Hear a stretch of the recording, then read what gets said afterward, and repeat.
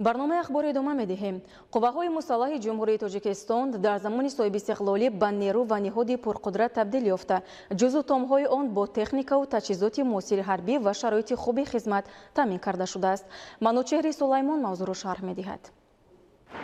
23 فеврал روز تأسیابی قواهای مسلح جمهوری تاجیکستان است. ارتش ملی سپری با اعتماد و افتخار ملت تاجیک با افتخار 29 سالگی تأسیابی ارتش ملی در شهر و ناحیه‌های مملکت از جمله شهر دوشنبه شعار و آوازه‌های افتخاری نصب گردیده است. این از آن شهادت می‌دهد که امروز ارتش ملی نیروی پراقتدار و سپری کامل محافظتی ملت و دولت است.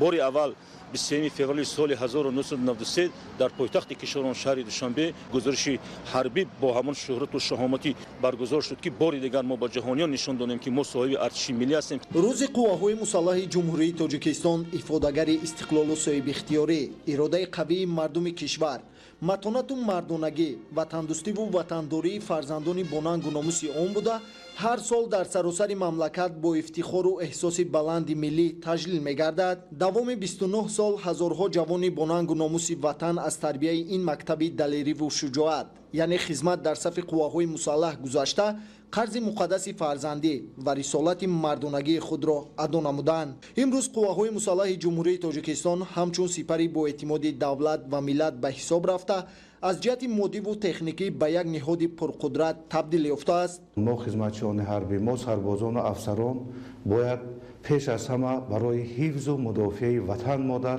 باید با سر بلند با خدمت نمونوی خود، چون که لباس نظامی که ما در تن داریم این خود افاده کننده نشان دولت است.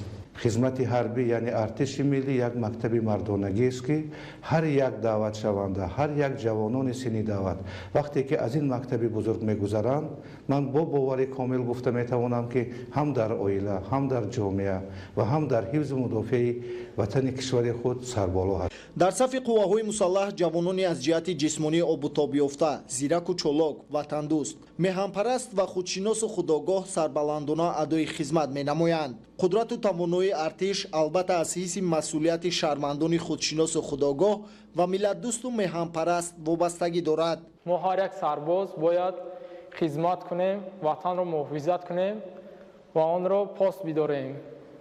ما جوانان باید خدمت را پیش بریم، حفظ کنیم و حس جوانمردی خود را بلند برداشته سرباز شجاع، دلیر و با شرف باشیم.